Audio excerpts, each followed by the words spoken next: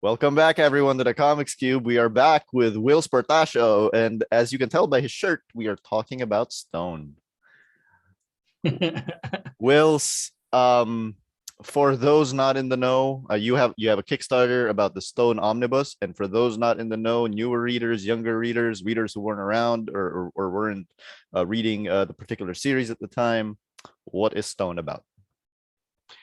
Well, let me go back a little bit na balikbayan talaga ako. I was born in Sangli Point, Cavite, nung American base yun. Pero when I was 2 years old, I went to the States. And so I was raised sa States. And I didn't actually learn Tagalog and started to learn Tagalog until my 30s. And that is about the time that I went back to the Philippines on my own to basically to discover my roots. And I was quickly and get away from that image fame. Yeah. No, actually, no, seriously, I that was part of it, dude. Yeah. I all of that stuff was already happening, and so I told people that because I'm going to take an extended, at the most 2-month vacation in the Philippines because I still had some friends there. Yeah. From college, and 2 months turned out to be 5 years. And in that time, what happened was of course I meant budget.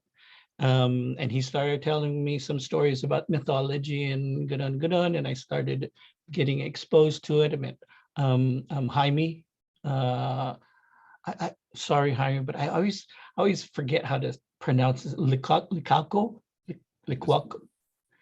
Yeah, he was into all these spirits and stuff. He was one of the eminent people who had a lot of that information, and he poured a lot of that on me, and my creative comic brain just started getting filled with images. And so in the mid 90s, well, actually towards late 90s, I think this was 1998 or 97. And this was the tail end of the action star in America, yung sila Arnold Schwarzenegger and Sylvester Stallone. And it was starting to die down over here, sa Manila. And that was the time, FPJ was still around, but that was the time of the Poe brothers and Robin Padilla. Yeah. And actually Robin inspired me because he was the youngest one of them, and he was very Filipino, he was very provincial, and that really attracted me. And so my comic brain then just put all of that together. And I basically created Stone as the basic story is we take an action star, and he has a franchise called Stone. And the movie franchise is about all these champions that have these power gem Agimats, and they fight battles with that.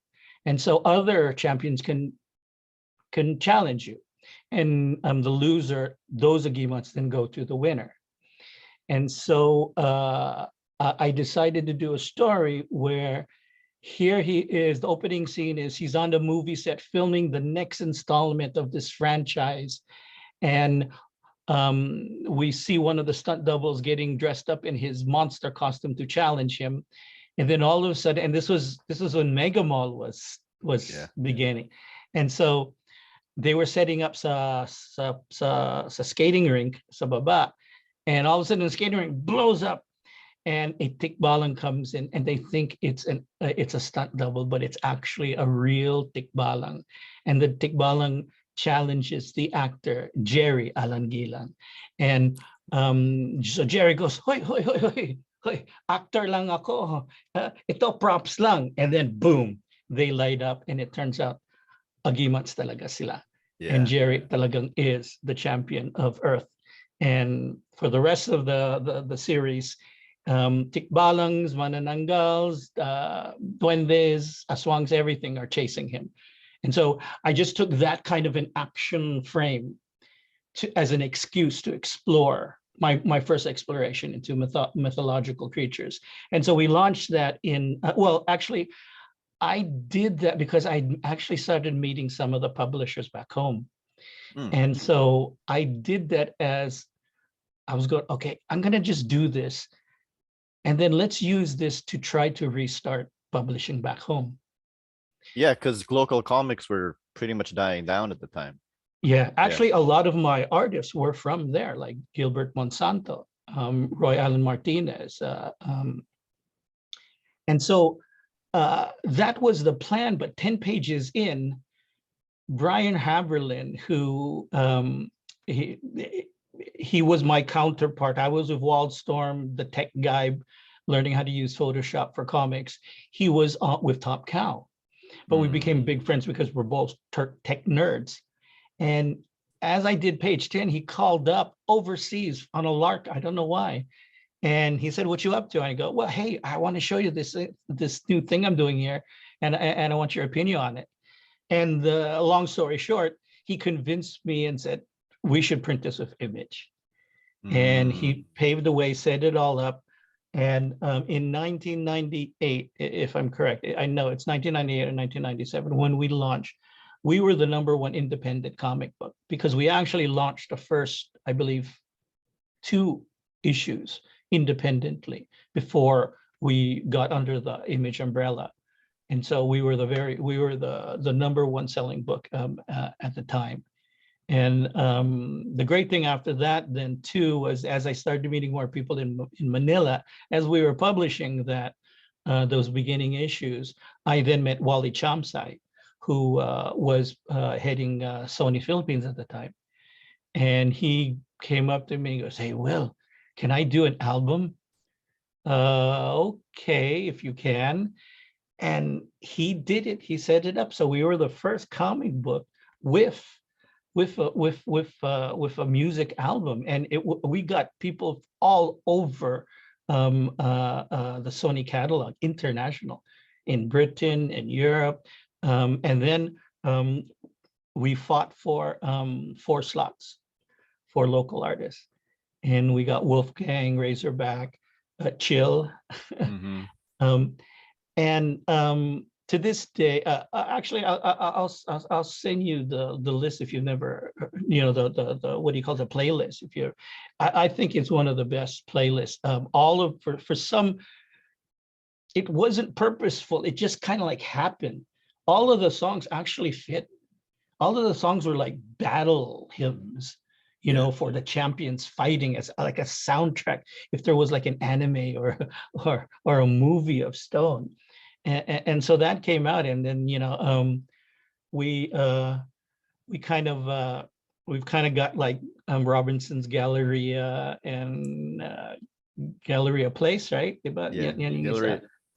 Robinson's Place is the other Robinson's Place, right? Yeah. Because they allowed us to do press, a press brief for signing at the mall, and they allowed us because we pushed them and cajoled them to do a mini concert.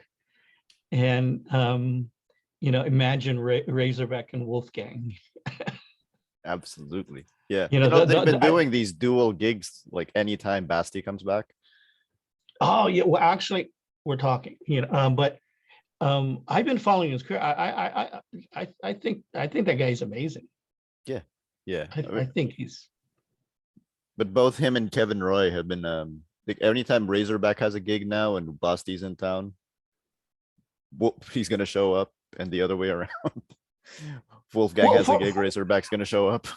For a while there, I thought they were kind of like the same group of gang, same tropa.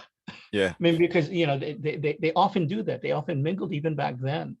And then of course Manila is such a small place. I mean, I'd go to different gigs, and everybody's always there.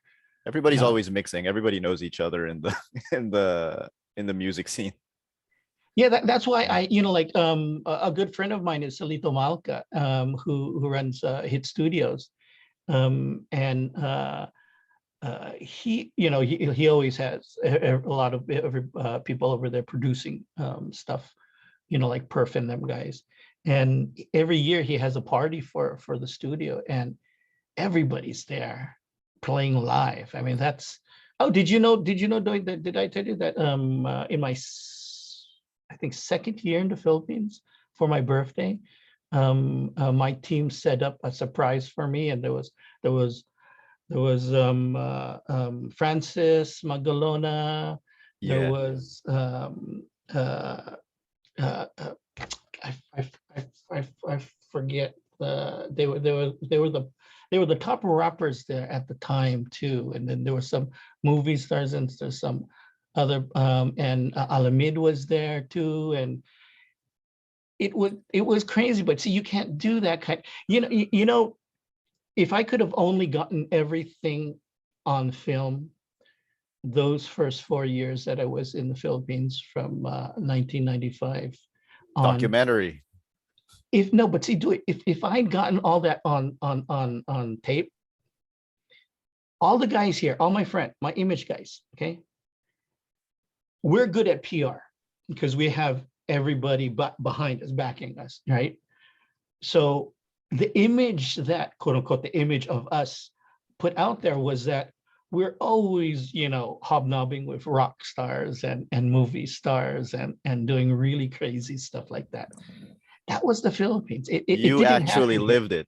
Yeah, it did not happen in the 90s in the United States, though now it's kind of sort of happening because of Rob's success with Ryan Reynolds and Deadpool. But back then it never happened. It was all hype.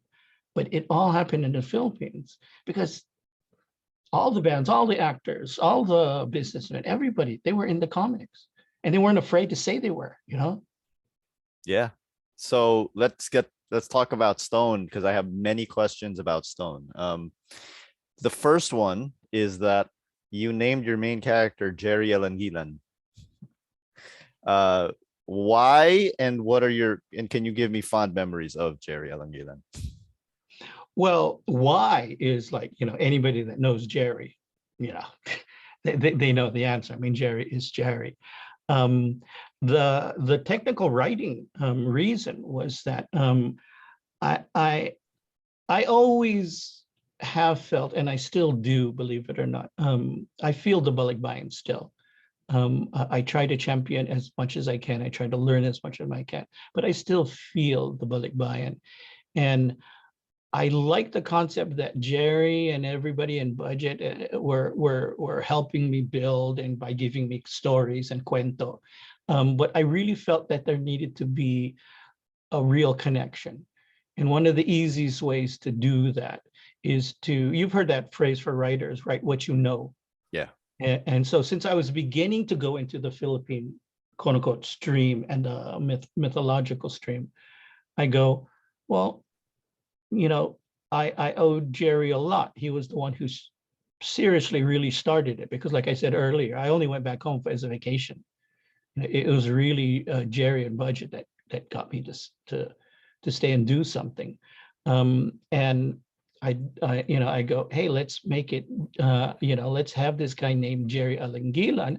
But then we go, since this guy is showbiz, and the whole theme is he's the actor, the main character, starts out as an a-hole because he's so showbiz, you know, and so famous. And then he becomes a hero. That's the whole real theme of it. You know, he's this fake hero, but who becomes a real hero because of circumstance. And then so we go, oh, great, let's make him showbiz in the beginning. So he changes his name on purpose to Gerry Alan to sound, you know, European or whatever. And then as the story builds and he becomes more a hero, he reclaims Gerry Alanguilan. And then everybody knows Gerry.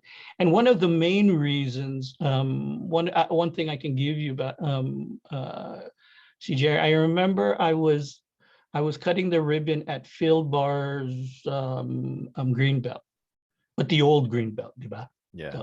The old place. And there was a break, and me and Gerry were just hanging out, waiting for them to set up, I think. And Gerry said, he said, thank you for he said to me, "Thank you for coming to the Philippines." And I go, "Bakit, Gerry? What are you talking about?"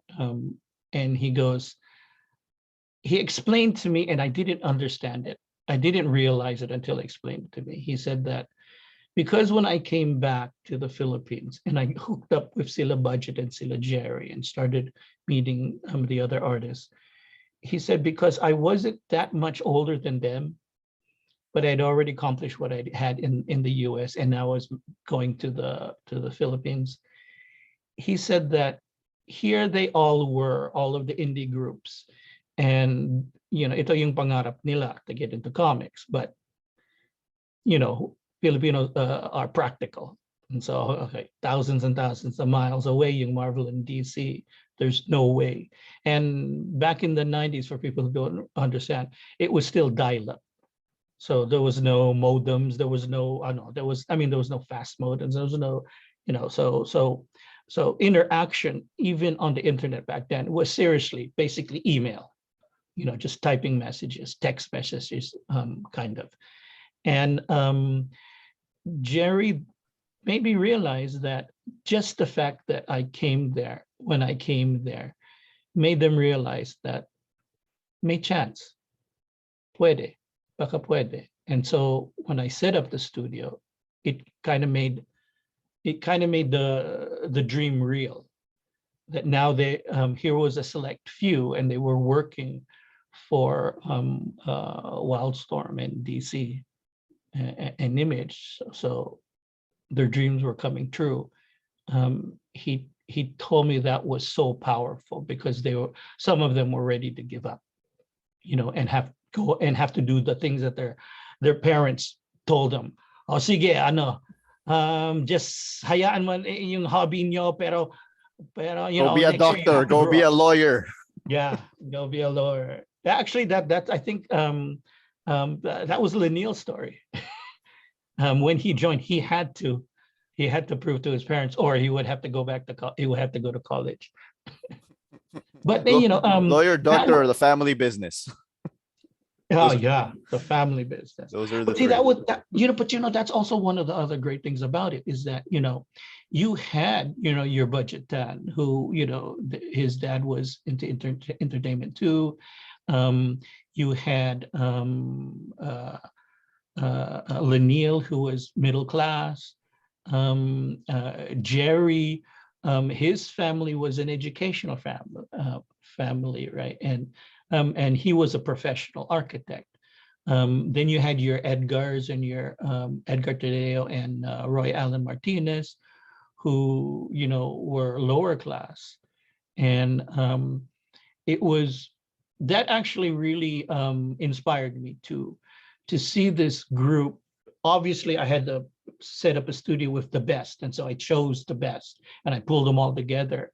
But it really inspired me to find out that even before I chose them, they were all mingling already together, and they didn't care what class they were or where they were from, or if they were from the province or whatever. The comics just bounded them together. Basta you know about comics, okay ka. And that was really, really heartening to see that eagerness and that growth, and that that looking fondly at comics as maybe sana possibly my paraan, my way in life, my path. Did it remind you of the Image guys, or was it not like the Image guys? Oh yeah. I mean, in the States, economic class is not a huge thing, because anybody could, like you could buy expensive Gucci or whatever stuff at those places, but then you wait like 8 months and you can buy them on sale 60%, at a flea market or at one of the outlet stores. So everybody can dress the part. No, and it wasn't a real big thing. But when we got together, because we all made our paths on our own, we didn't know each other as we were climbing up. We only got to know each other as we were all on top and said, hey, let's do this. When we finally met, we were all just different people. Todd was this Canadian, I mean, he was, oh, he's a foreigner, um, Eric was this like, don't bother me, I'm drawing. I just want to draw. And yeah, and Valentino was like, oh, we could do this, we could do that, we could branch out to the merchandising end, and then you have Jim and everybody, and Mark, me and Mark stuck together because we were like, the snobby artists, oh, we're just drawing and stuff, and I'm the computer nerd. And that was the same thing.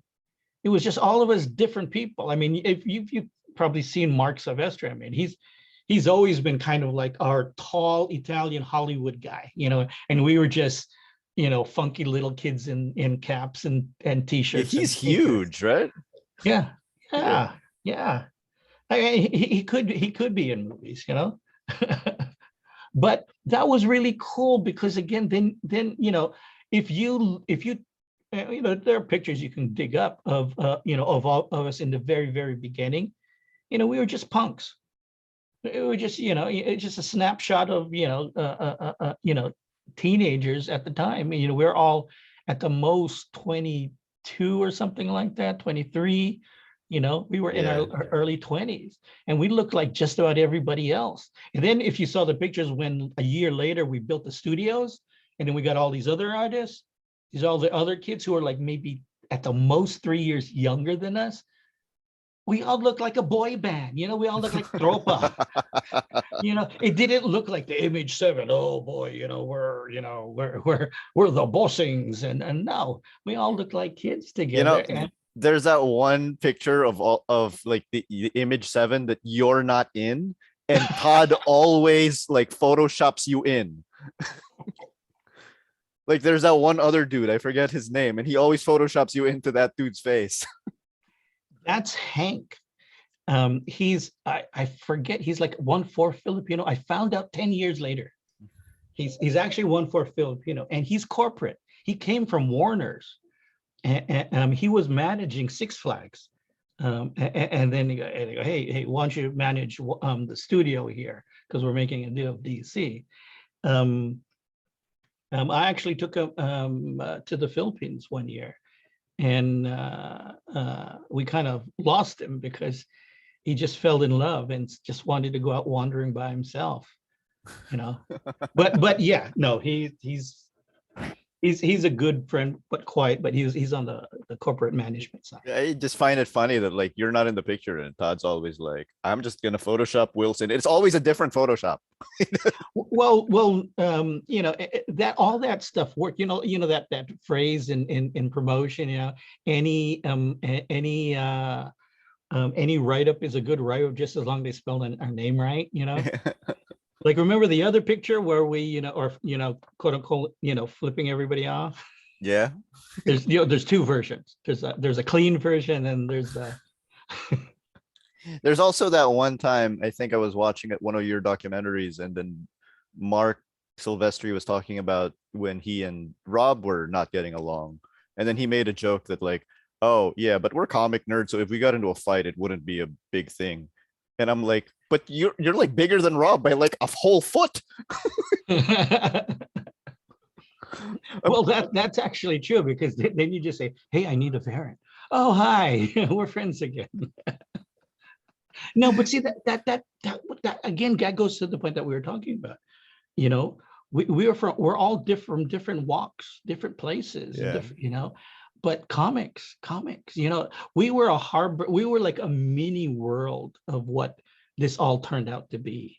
I mean, look at it. And now we brought in cosplay really quickly.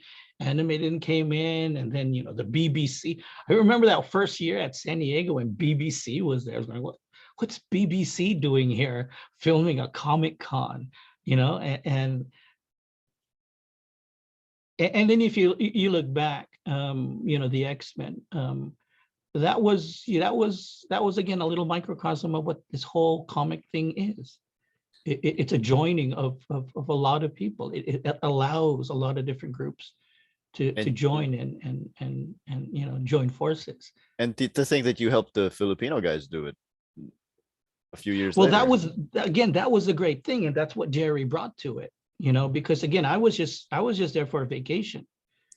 And then I think it was Nikki Manabat's dad who said, hey, some of the guys are getting together, some of the indie guys are getting together at do you remember there was that donut shop on the corner of Green Hills? I think it would be eventually facing where McDonald's was going to be. It wasn't Dunkin'. It wasn't Dunkin'. It No, was the other one. It was the smaller one. Mr. Donut. Yeah, yeah, Yeah. yeah. And I was expecting like 5 people, but it was like the whole Alamat. And then he set up another meeting in my condo in Ortigas, and they just sucked me in. I was just there to get away from, because by that time in the mid 90s, the whole image and comic scene was going crazy, and Marvel and DC were trying to join in. And for another podcast, we could probably talk about that.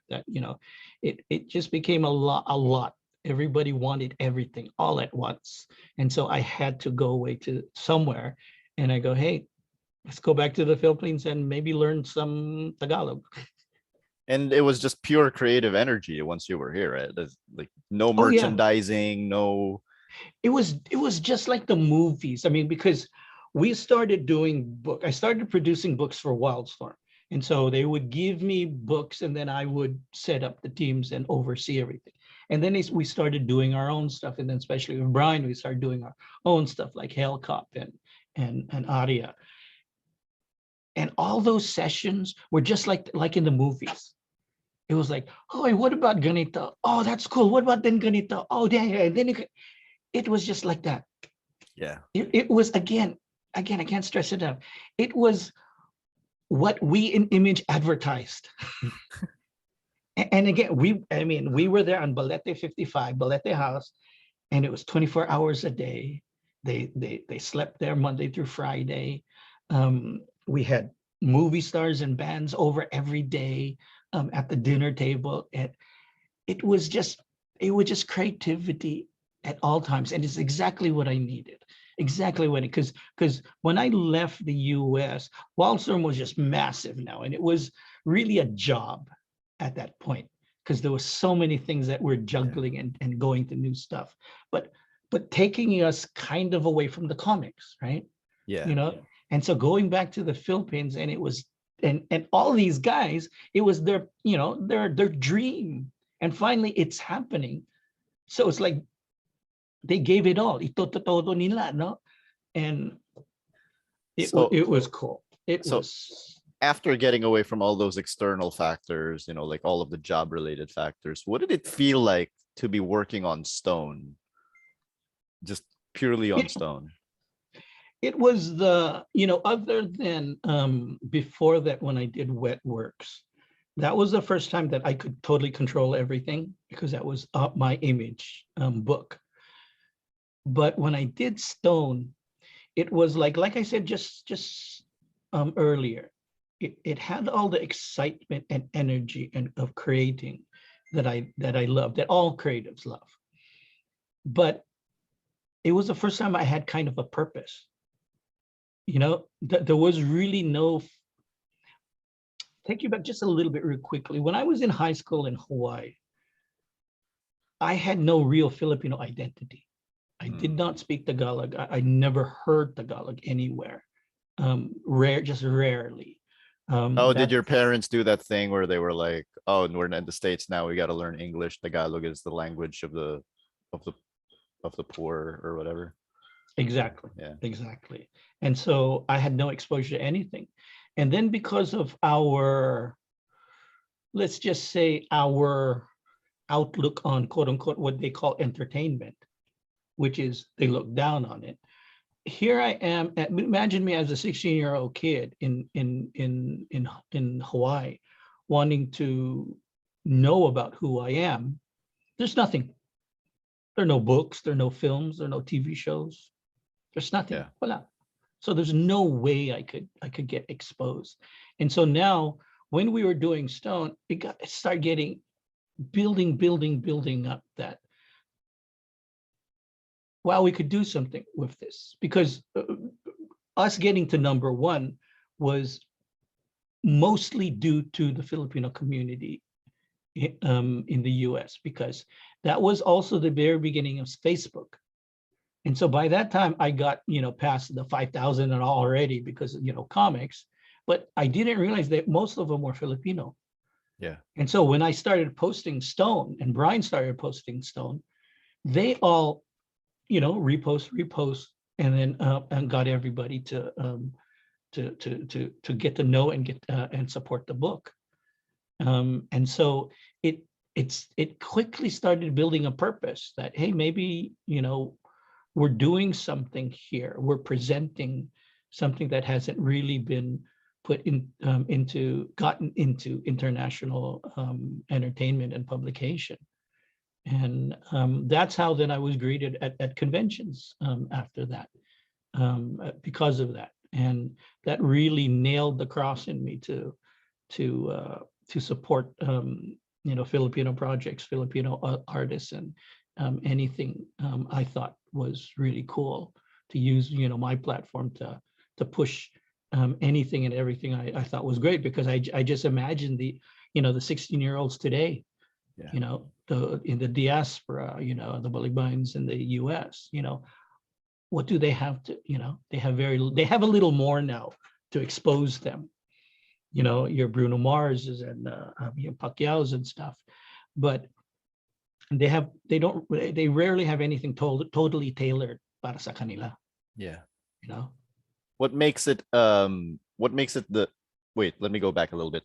So you said you'll be Stone uses Filipino mythology, right? Like tikbalangs, manananggals. So two parts to this question.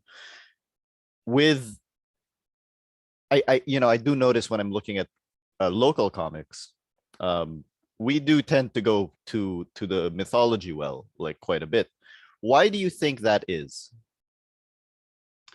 Well, if you really dissect a lot of the top creatives throughout history in entertainment, whatever field, film, radio, whatever, and you look at the things that they do, as one example, like Orson Welles, he was a child genius. Well, he was the young genius, right? He was like 23 or whatever when he did Citizen Kane, and Citizen Kane is arguably one of the best crafted movies of all time. Well, if you dissect it, that turned out to be Orson Welles' story, really. He wasn't really trying, but unconsciously, that's what he knew. He understood those emotions. He understood those characters. Those are the characters he brought in from people he knew, people he experienced. And so that is one of the easiest, best ways, because then it becomes authentic, and that's where a lot of the new voices come in.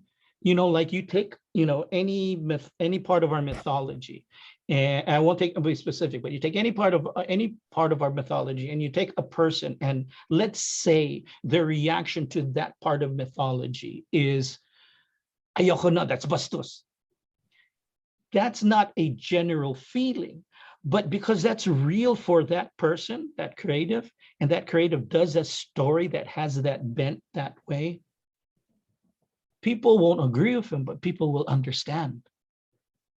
That's how, just to get a little macro, that's how a lot of, in my opinion, a lot of, the big societal changes happen, is because you do something, and even though it isn't in the popular mythos at that time, but because you really felt it, and as a creative, you were talented enough to translate your emotions and why. I mean, look at again, let's go back to Gerry. Remember, how did Gerry break onto the scene? Remember what? Wasted. Yeah. Why? That's it. Because he got jilted, right? Yeah. And in Wasted, if you've ever read it, you should try to get a copy. If you read it, I do have it a copy. really goes to the edge, diba? Yeah. I mean, it even goes after Erap, diba? I didn't realize that was his first. Well, that was the first one that really broke out, and Yeah. and people, I mean, and that's when he started getting noticed internationally, he told me. when he started getting people like Neil Gaiman and stuff writing back and stuff. But see, that's the same thing. That's really what Gerry felt. And diba, do Yeah, you, the main character in Wasted is clearly an exaggeration of Gerry. Yeah, yeah, Yeah. And I think, do you agree with me that a lot more times than not in the Philippines, a lot of entertainment, even today, worries about going too far. No matter how pure and real the emotion is, we tend to, well, don't rock the boat, and you know, let's, and I think that's a disservice. I mean, I'm not giving people license to go bastos, but if you really feel something, the best way for people who don't feel the same way to understand you is to understand you. It's to understand why and how you're doing this and where it's coming from. So like the Wasted character is not somebody who does this for a living. He's doing this because his life is crumbling. He's not in control. He doesn't know how to control his emotions, because he thought this was his life, going to be his life with her. And who cannot relate to that, diba? And then so when Gerry takes it that far and Wasted, everybody goes, wow, that's pero sa dreams ko, yeah. But yeah. Yeah. So so people going to mythology is that, what if I may, I'd like to give a piece of advice there. One of the things that attracts me as a creative to our mythology is in terms of packaging and branding, is incomplete. Because, well, I mean, how many stories do you know of a manananggal? A lot, diba? How many stories do you know of a tikbalang? Marami. How many stories do you know of a manananggal and a tikbalang? Yeah, it's all over the place. They don't really cross over. Right. And when you first see a manananggal and you see her do her bit, no, obviously your first question is, wow, that's scary, pero bakit? How many stories have you seen? Explain bakit. I think the first reaction is, what the fuck? Yeah. But then to really keep that in you, to find out the real reason, and the real reason is what the fuck, then that's nailed. You're never going to forget manananggal. And I think that's, and so I think a lot what happens is, again, that whole societal thing of, well, nobody's done this part of the story, so baka some people react, baka purists will say, no, that's never been done, and other people, I say, itodo mo. Go for it. Fill in those blanks, fill in those holes. And if you fill in those holes and they make sense, not to Americans or Japanese, but they make sense to Filipinos about why, then it'll stick. And now you'll have a big whole thing, because alam mo, so many times in Hollywood, they get exposed to a little bit, like they show the easiest thing, again, they show a manananggal and they go, oh, what happened to her legs? And you go, oh, that's what she does. And they're like, wow, that's a great image. It's Hollywood, right? Perfect image. We could do that. But they're smart, because they need that. They know about that double impact. You get the visual impact, but then if you can put a real reason behind that feels like it real, then it's like, oh, that's cemented in history. But whenever that question gets asked, there's no answer. Because they don't want to say the answer. Right. It's controversial. I bet you the first person that really does it, and really does it well and puts it down, instant fame, instant millionaire. Very interesting. Very interesting. Because everything that's been done so far is just a flash image. It's just a what do you call it? A quick scare, a cheap, a quick a jump scare, right? But no, how did we fall in love with all these creatures? And so, I mean, take like Dracula. Why was he dressed so dapper and so cool? Because he could mesmerize you. You will fall in love with me. And so to have a monster that people should be scared about, but he's kind of cute. He's a well-dressed guy, you know? And it was a dig at the rich. Yeah. Oh, you don't know those rich. Those rich guys are just really foxes, and they're not serious. It's They will use you. they will use you. But see, again, you put all that together, and I think that's really what needs to be done. I've seen too many horror things that have tried to go, oh well, this is what they would do in Dracula, or this is what they would do in, you know, this American or European horror movie. No, I say, what scares a Filipino? Put that in there. Absolutely. Because the whole Philippines, I mean, there's 110 million of us in the Philippines, and there's, you know, like 10 or 20 around the world. Yeah. You know, and we love buying shit, you know. We do. So let me ask you this question, because I got into this argument once with people, because they wouldn't believe me, right? You know, you get into these stupid online arguments that I really shouldn't be getting into. Somebody was asking, like, somebody could not believe it when I said that comics are big in Manila. Like, and I was like, yeah, there's like, this was like 2011. I was like, there's like 7 comic stores here. It's like 2 of them are chains. 3 of them are chains, right? So, Mr. Whilce Portacio, I just want you to vindicate me and say, how big are comics in Manila? Comics and quote unquote modern entertainment is and modern entertainment and tech, as you know, is massive in the Philippines. The Philippines suffers, and it's changing slowly. The Philippines suffers from bad PR. We're labeled as a third world country. So therefore, believe it or not, still there are a lot of Americans and stuff. Oh yeah, I'd love to go to the Philippines because I like to go on beaches. You know how far you'd have to go to a beach? And then when I tell them that, you know, there's a lot of money in the Philippines, they don't believe you. But when you bring, because I was me and my wife were comics liaison for bringing comics pros to the Philippines for APC, and every year I would bring in top artists and editors and writers to the Philippines, and they would be scared. They'd hear about this or that or blah blah blah blah, and then I'd have to have long conversations to reassure them. And when they agree and I finally bring them to the Philippines, they don't want to leave. They don't want to leave. I mean, almost all of them have this reaction when they get there. It's like, oh wow! I mean, because we're staying at the Conrad, so we're like, Yeah. oh, cool.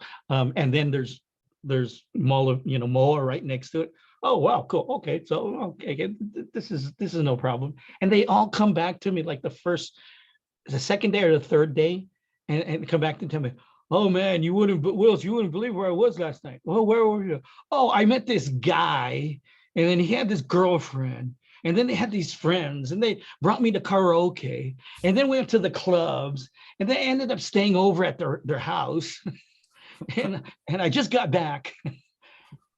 That could never happen anywhere else. Welcome to the Philippines. Yeah, exactly. And they all didn't need to and want to come back. You know, the Philippines is not only modern and provincial, old-fashioned. It's everything at once. It's all at the same time. Yeah, and we don't have hang-ups about being over. Well, there are groups that are, you know, like only want to show you BGC, you know. Yeah.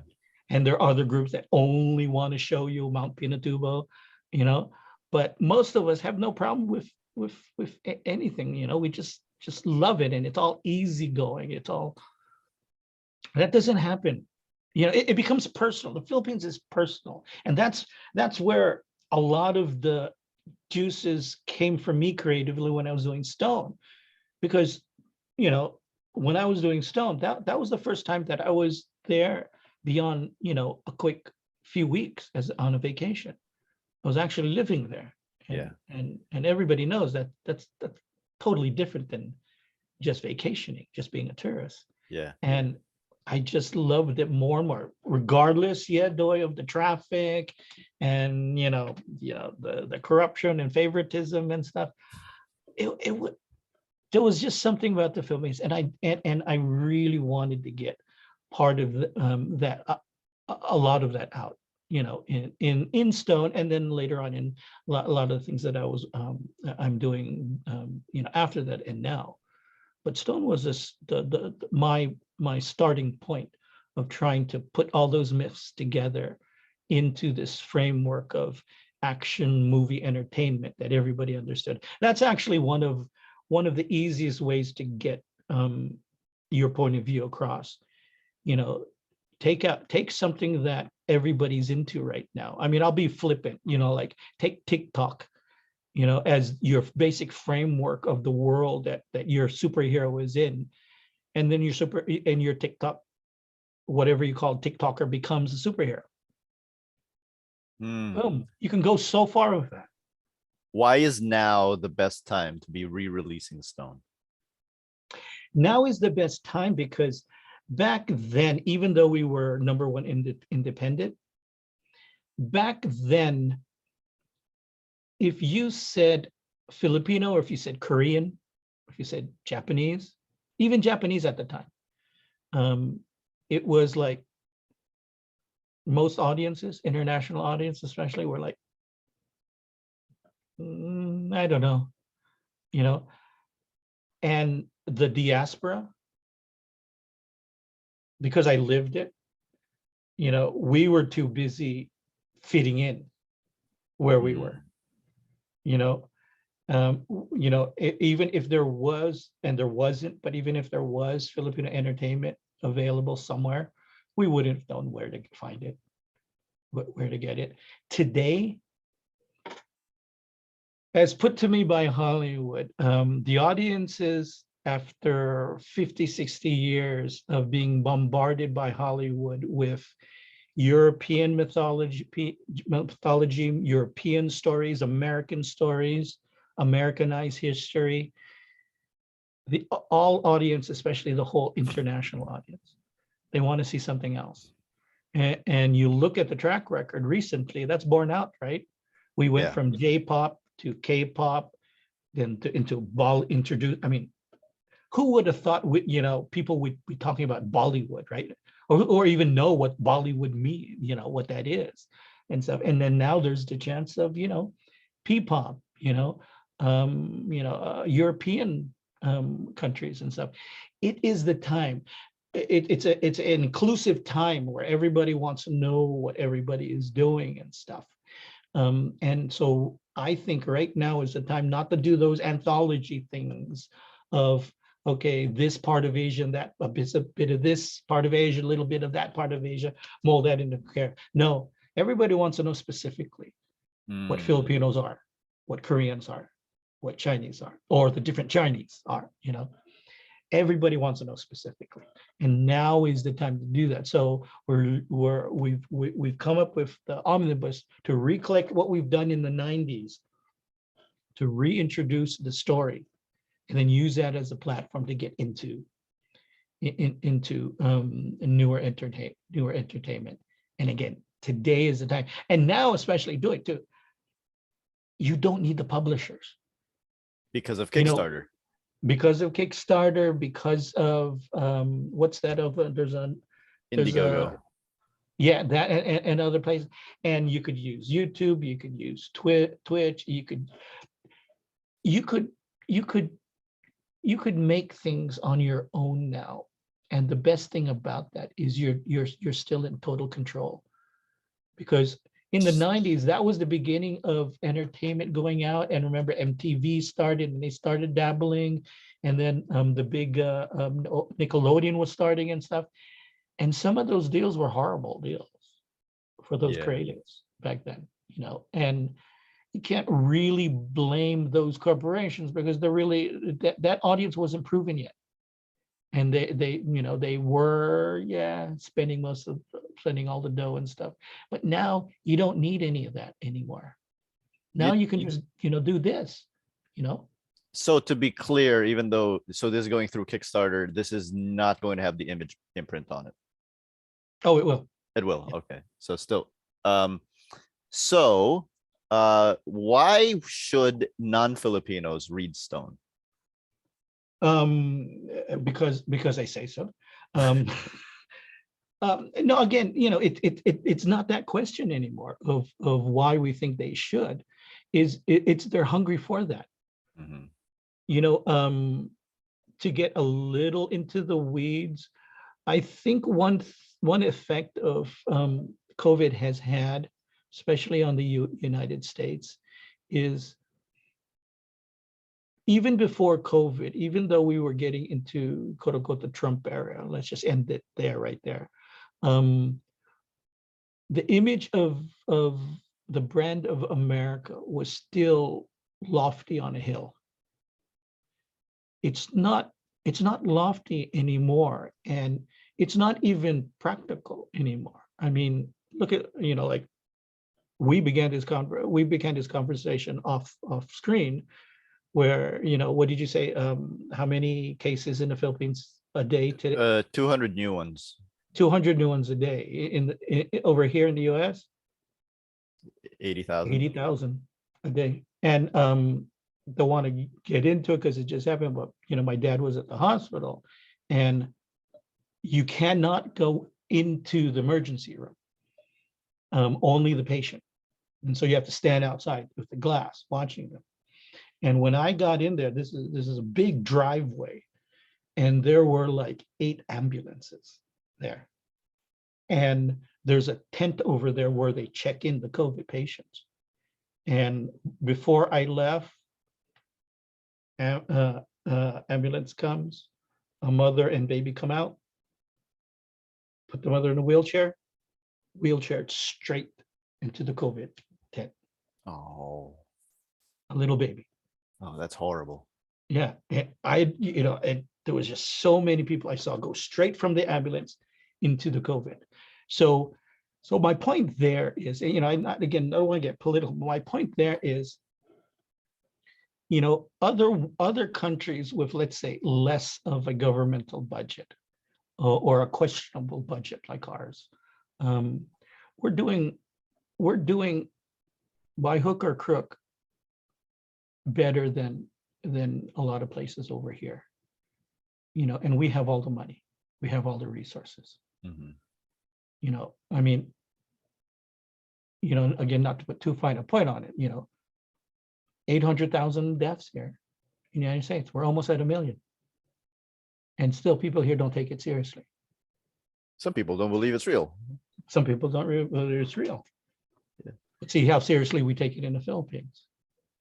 I think it's interesting. It would be interesting to see how different cultures would react to seeing the first few scenes of Stone, right? When he discovers that these are real Agimats, because I feel like Filipinos would read it and be like, oh, hey, Agimats. And then others will be like, okay. And then other cultures, I think Americans would be like, okay, so what is the story behind these Agimats and blah, blah, blah. But Filipinos would just be like, okay, he found some magical stones. It happens. Well, see, that's the great thing. I mean, you remember when, in the X-Men, I put a Filipino flag on Colossus, the jacket of Colossus. Yeah. I didn't only have Filipino kids coming up to me and talking about that. They were Black kids, they were Mexican kids, they were Japanese kids, and the real, again, here's another tip, because another reason it's really time for other property, quote unquote, foreign property to the international market is all the things that have already been happening, like Parasite winning an Academy Award for Best Picture. Squid Game. Squid Games. One thing for all you creators out there, one thing that you have to understand, yes, it is the atom of writing what you know and developing the characters that you know and making them what you want. But it's also, there are two parts of a story. There is, and people argue which one it is, the story or the plot, right? Okay, well, let's just break it down to easy things, okay? There are two parts of a story. One is the visual, simple story. Like here, an actor who actually is a champion, whether he likes to or not. I mean, our byline here when we pitched in Hollywood is, Gerry Alanguilan is Thor. He just doesn't know it, And so that It's a good that's pitch, yeah. Well, again, that's the point. See, that is that part of the story. So anybody from somebody who's really interested in, oh, well, does Gerry actually look like Chris Hemsworth? Or somebody who gets the metaphor, or somebody who just not interested, it's easy to follow. Oh, look at that asshole. That's a real monster. He's got to run out, that monster's going to chase after him and kick his butt. That's easy to understand. So that is what encompasses the whole, like in Star Wars, right? I hear my dad actually is alive. I want to meet my dad, and then what you have underneath that, the real story. You have underneath, like me wanting with Stone to put forward Filipino values, put forward Filipino ways and how we make decisions and why and what our mythology is hints at. Because as you know, there's so many theories on what our mythology actually really is, right? Yeah. That's what you have to have. So you have to have what you want to say, and that could be as deep as you want. But if that's all you have to say, most people are going to get bored because it's too ilalim for them. They want to be entertained, and it's entertainment. You have to remember that. So what you have to do is then you have to have a simple story, a car chase. My wife got kidnapped, and so I'm going to go rescue her. Just the aliens are coming, and so we got to defend our town. Something simple that anybody can understand. Use that as a framework world, and then put underneath. Oh, but what I really want to say is, how comfortable are we? How good? How are we really good stewards of the earth? Do we really love our? Do we really care for our Mother Earth? And so, you can get as ilalim as you want, but you got to wrap it in candy. Yeah. So that, I mean, look at Parasite, look at Star Wars, look at Game of Thrones, X-Men. Everything, right? Yeah. The X-Men on the surface is about a bunch of people who were born with superpowers, but at the bottom of it, it's about people who are outcasts and are just trying to fit in and trying to survive in a world that hates and fears them. The opening scene is this new villain to be or hero to be and wonderful powers, but it's all out of control. Professor X coming in, come here, lad, and I'll help you control it so that you don't kill people. And then as he's training them, I come from an orphan family and from Lithuania, and because of the strife there, then you learn all the stuff that we really, as writers, want to talk about. We really want to put out there. If you have only the fun thing, then after about half an hour or an hour, depending on how well you could produce that, then the audience goes, what's what's next, right? As you know now, every story, every movie has to have a twist now or something, or it has to have a double story or whatever. And so you can't get away, you can't do that with just that surface, hey, this is cool story. You think we'll ever get to the point where like people are so used to the twist that the twist will eventually become that there's no twist? Yeah. We'll cycle back. I'm waiting for the next kind of like an Orson Welles. And what I mean by that is that he not only is a writer, a brilliant writer that could think like that, well, arguably think like that. He had a ton of really good writers around him. Mank, but he was also a visual guy. He knew how to visually represent that, because a lot of writers don't know, can only think in words. They don't know how to translate that sufficiently, with sufficient impact visually. And I'm just waiting for because we've got the stars with the charisma that can do that now, that can carry a movie, right? You know, I'm waiting for the movie that just takes you on this ride and you just really fall in love with the characters and the story and the world. And then it ends and there was no real big twist or anything. They just, found what they were looking for. We got it. Let's wrap this up with 2 questions. One, who would you cast to play Gerry Alanguilan in a Stone movie? Oh, wow. That's hard, because the original template in the 90s was Robin Padilla. I've just been told he looks exactly the same, so you still kind of could. Yeah, probably.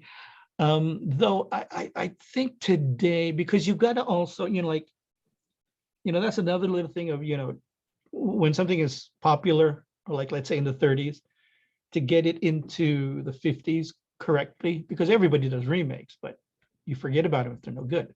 Yeah. But to get it success in the 50s, then you have to adjust it for them. Look at Wonder Woman. Look at Iron Man.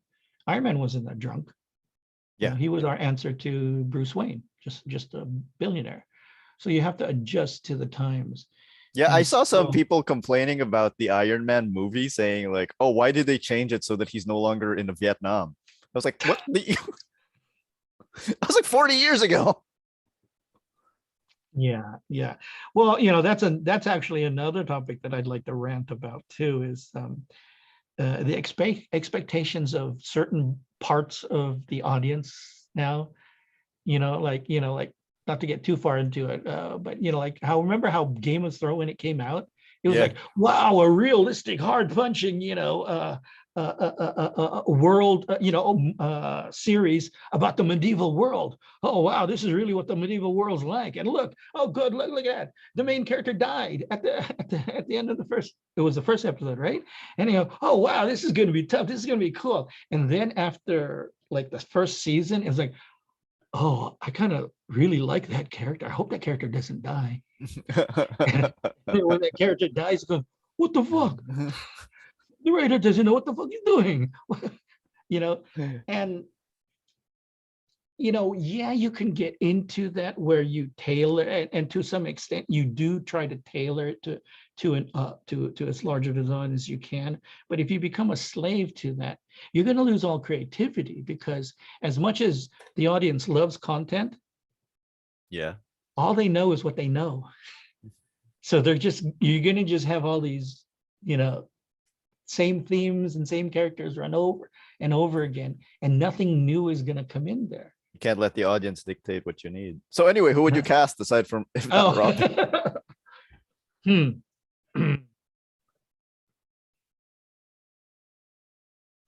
You really got me there. I Unknown. I would like no, actually, no. I was going to say I would like an unknown, because I know some of the real good martial arts people, and they're just dying to have a vehicle to really show Filipino martial arts way beyond, born, but Gerry's not really a martial arts kind of a guy. He's just an asshole trying to save his butt, trying to get away.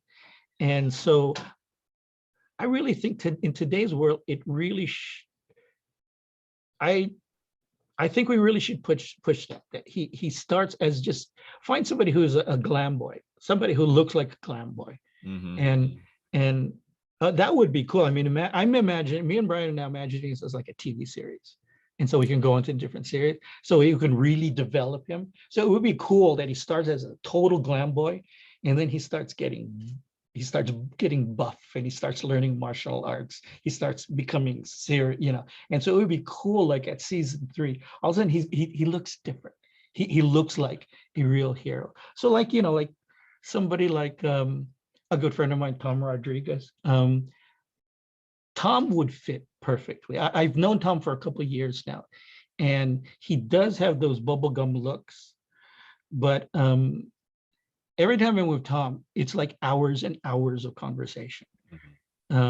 Like I remember one day we spent like hours just talking about Seven Samurai and the medieval world back then in Japan, and how we understood all those things, and he does his research a lot. So he would be that's what I'd look for, somebody like a Tom, somebody who has those physical looks, but then who has the curiosity to bring that forth, to go beyond that, because I'd love that to be one of the real main themes in there, that maturity. The Kickstarter for the Stone Omnibus ends this Christmas Eve, December 24. It will have over 200 pages of the original Stone volumes, which will be collected for the first time ever. Over 20 pages of never before seen artwork, a Kickstarter exclusive dust jacket, and a sturdy and sewn binding and bookmark. So I think that is a very enticing package. If you pledge $15, you'll be able to get the PDF version. So that's good for people who live not in the US. $40 will be the omnibus itself, with I think nothing extra here, because everybody else will be getting the ribbon and the dust jacket. And we're starting to put in new stuff. Brian is starting to release like images or pictures of some little statuettes and stuff like that. And one thing I'd like to say too is I didn't like go back last year and draw this other stuff. What this stuff is because Wally Chumsai of Sony did our a Sony official back soundtrack with international stars from the whole Sony book. Sony was actually looking at Stone, and for preparation for that, we actually did what's called a Bible, and then we went beyond that, and then we did a book of agimats, how to mix the agimats, what are the different agimats, where they came from, and then we did a whole creature book. So all that new stuff that Brian's talking about in the Kickstarter is from those old movie pitches for that. So those were original characters that we were going to put in. So the other tiers will be $50. You'll get a book plate signed by both of you and Brian, the hardcover. At $75, you get an extra T-shirt. Is that the one you're wearing? Oh no, this is, oh wow. This is actually not a the original story. If I remember right, this is us trying, going to like Staples and buying those iron-on packages. So this is what we wore do our promos, our gigs at Galleria and stuff. It was printed in Manila. Yeah. Staples. I didn't. So yeah, gosh, it's still holding out. Yeah, this is see this character, I forget what I forget what the character was called, but then